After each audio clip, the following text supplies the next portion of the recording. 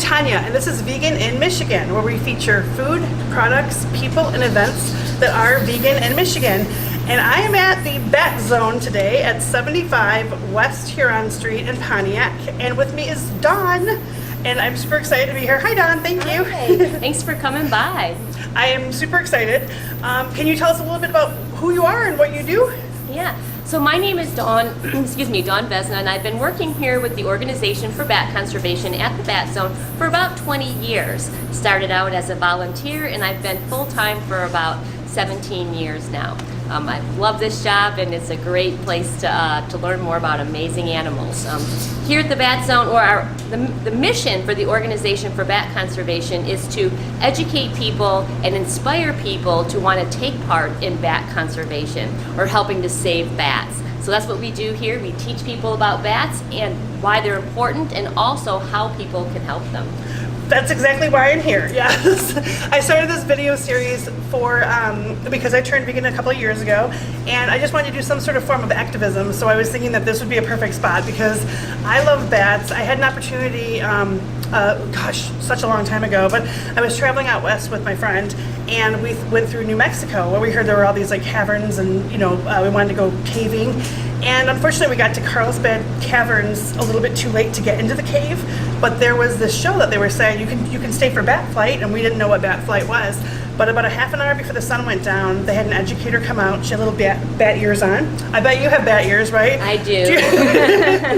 So she had her little bat ears on, and we all sat around the mouth of this cave, and it was actually kind of like a sort of a tube that went down quite deep into the mouth of the cave. And we sat there for a good half an hour while she just educated us on the brown bats of North America and how they live, what they do, and they became more real to me. Like growing up, I never really knew anything about them.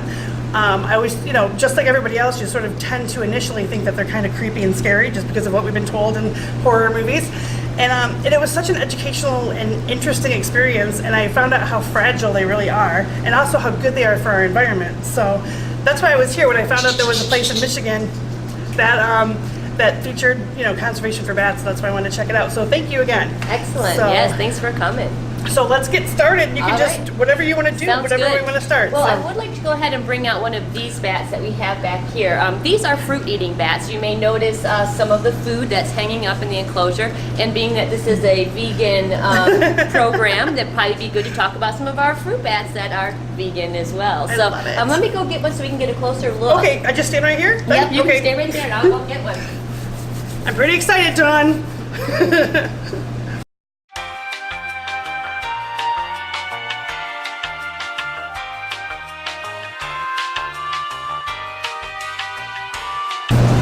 Oh, it's a big one. Yeah. Oh my gosh. So this here is a straw-colored fruit bat from the rainforest of Africa.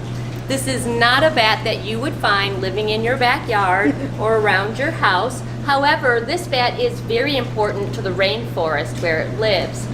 It's a vegetarian, or a frutivore, I should say. This bat eats mostly fruits, though they will eat a little bit of leaves as well, and even drink a little bit of nectar from flowers. But these bats are actually vital to the rainforest because as they're eating fruit, they're also collecting seeds. And as they fly through the rainforest, they're dropping seeds, helping new trees to grow.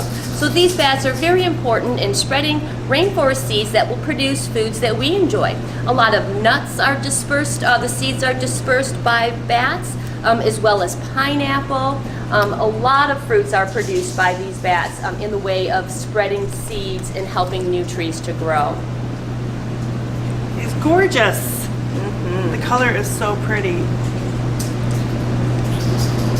Oh my God. Show off. Yeah, you gotta show off those big wings. There's some marks in its wings then. What is that? Is it just age or? No, well, the little marks, yeah, the little marks are just, they can be little spots like you might, as we age, sometimes we get little spots. They could be dry patches as well. In the winter, of course, when the furnace kicks on, things get a little dry, we get dry skin. The bat's wings are just essentially skin, so they might get a little dry as well. Sometimes they'll even get little poke holes in their wings, which will usually heal up just fine, but they might leave a little scar or a mark for a little while. Look at that baby.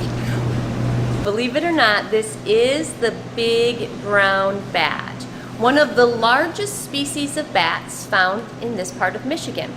These bats are actually very common in the lower parts of about the lower half of the lower peninsula. And these bats are actually very important to us here in Michigan. As these bats eat, they're actually eating insects. So these bats are not vegetarian, they are not vegan. These bats eat insects. However, they still provide a very important benefit to us who do eat fruits and vegetables. These bats will eat mosquitoes in our backyards, but more importantly, they're also going to be eating moths and beetles, which attack our farmers' crops. So these bats here in Michigan help to protect our tomatoes, apples, and corn by eating the insect pests that would attack them. So of course that's very important because the more bats we have, the fewer insect pests we have, and that means farmers have to spray less pesticides on our fruits and vegetables, making them healthier and our environment healthier as well. So our bats here in Michigan are extremely important for controlling pesky insect populations. This bat right here could eat up to its entire body weight in insects nightly, which could equal about 3,000 insect pests. So bats are great to have around. However, our bats in Michigan are having some troubles. They're losing their homes. A lot of our bats like to live in dead or dying trees, which can be dangerous to have in our neighborhoods. They can blow over in a storm onto a power line or somebody's house. So we often have to remove dead trees from our neighborhoods, making it difficult for bats to find good places to live. Well, we can help with that problem. Right behind me here is a bat house. This bat house could provide a home for a family of up to 100 bats, like this right here. Now, of course, that's great for the bats because they do need places to live. That's one of the biggest problems they're facing right now is habitat loss. However, this bat house will not only be helpful to the bats, it will also be helpful to us. Because remember, these bats eat thousands of insects every night. So each bat living in that bat house could eat about 3,000 insect pests, including mosquitoes as well as moths and beetles that attack our backyard gardens or our farmers' crops.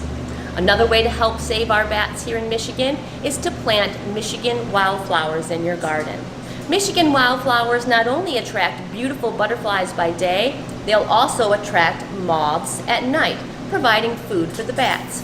And always remember to garden organically and avoid those harmful pesticides. So I have a question about this little guy. You said he can eat a beetle? He's so tiny. Yep, he definitely can. June bugs would be one of their favorites. Are you serious? Yep. He's so little. He must have the metabolism like Well, in and out, right? Well, yeah, but also remember too, because our bats here in Michigan have to hibernate for the winter. So during the summer months, they're eating for the winter as well. So these bats have to almost eat twice as much during the summer months. Number one, two, they're also flying. That takes a lot of energy. So they're going to burn through a lot of energy just in flying around every night. But they also want to build up a good fat reserve so that can help sustain them throughout the winter months while they're hibernating. So here we are in front of one of those bat houses here, which these are really interesting to me because Dawn has said that they hold up to 100 of the little brown bats that are in our area. So can you tell us a little bit about how they work and where people can get one or how they can help out? Absolutely. So bat houses actually work best when they're placed about 15 feet off the ground and they should be in a sunny spot. We want the bat house to get about 6 to 8 hours of direct sunlight daily. This helps to keep the bat house warm just the way they like it. So placing them on a pole or the side of a building about 15 feet off the ground and facing south is a good direction, or southeast, so that it gets that morning sun and sun throughout the rest of the day, keeping the temperatures nice and warm just the way the bats like it. And you guys have, like you said, plans online that people could make their own bat houses? Absolutely. So on cool. our website, batconservation.org, we do have a downloadable e-guide that has bat house plans in it, as well as placement instructions and mounting instructions. Nice. So are there little hooks inside, or like, is there like a net or a mesh or Well, something? there is this plastic mesh here, and the bats will climb onto that. They'll cling onto that with their little nails, and then they'll climb right up inside the small crevice that is the entrance there. I can't believe that holds 100, or it could at one time. Yep, they'll be on the front side and the back side inside there. So they'll kind of be like two piles of bats. Great. And so again, those plans, they're available here online. You can, or here Yep. or online. And also, what else can people do if they're watching and they want to either visit the Bat Zone or if they want to Sure. like maybe donate or something? Absolutely. Well, we are a nonprofit organization, so we do run off of the kindness of donations. So we do always appreciate donations. We have animal sponsorships where you can make a monthly fee and sponsor one of our animals to help make sure that our education animals are always well taken care of. You can also come and visit the Bat Zone. We have public hours on Friday evenings from 5 p.m. to 9 p.m. Saturdays we are open from 10 a.m. to 5 p.m. and Sundays from 12 noon to 4 p.m. Your ticket sales, which are $7 per person, go right back into our mission and helping us to educate others and inspiring people to help bats by putting up bat houses, planting native wildflowers, and also spreading the good word about bats. For many years we've associated bats with scary things like Halloween, haunted houses, scary movies, and now it's time we start associating bats with positive things like insect control, pollination, and seed dispersal. The more people understand the positive things that bats provide to our ecosystems, then more people will care and want to take part in saving them. Yeah, and I think too, like a big thing would be the organic nature of farming that bats can help with. That is really going to be something that I think the more people learn about that, that would be of interest to a lot of people because so many people are trying to go organic, and that could, I know that's a big topic and everything, but I think that people are starting to think that way. So any little bit helps, and they're doing their part for sure. Absolutely. Yeah. Okay, cool. Thanks. All right, thank you. When you visit the Bat Zone, you'll get to learn about bats from all around the world, including these South American fruit bats. One thing I always like to tell our guests is, number one, you don't have to worry about bats getting tangled in your hair. And number two, if you do see bats flying around your house in the summer times, relax, they're not after you. As a matter of fact, bats are more afraid of us than we are of them. And you'll notice as I go towards some of these bats at the other end of this enclosure, they're going to fly right past me and fly to the opposite end. So let's go ahead and see if we can get these bats moving around in here. But as I reach towards the bats, they just fly to the other end of the room. Another really great thing about these bats here, these are again our South American fruit bats, and they do eat fruit. You can see some of their beautiful fruit hanging up here in the enclosure, but they're also pollinators. They'll also drink nectar from flowers, and bats can be very important pollinators, even pollinating flowers that will produce fruits like bananas, kiwis, and avocados. So bats are very important to helping us acquire these wonderful fruits. So here we have some bats that are definitely not vegan. These are vampire bats. And it's true, they do feed solely on blood. However, you need to remember that there are over 1,300 different species of bats found around the world, and only 3 feed on blood. All 3 species of vampire bats are found only in the rainforest of Central and South America, so there are no blood-feeding bats here in the U.S. He's definitely a favorite when visitors come. Molasses is a two-toed sloth, not a bat, but he represents nocturnal animals just like bats do, and he's a vegan as well.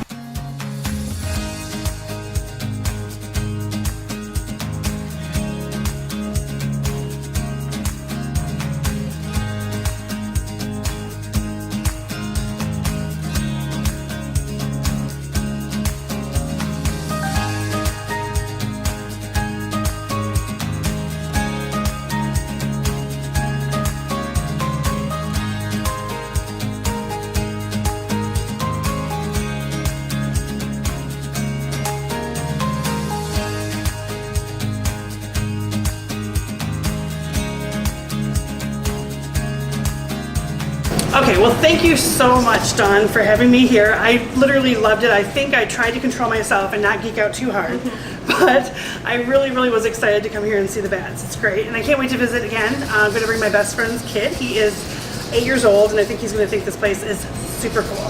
So thank you so much. Excellent. Well, thank you so much for coming and sharing information about the Bat Zone and bat conservation. We hope that some of you watching this video will come in and see the bats for yourself. Thanks. Thank you.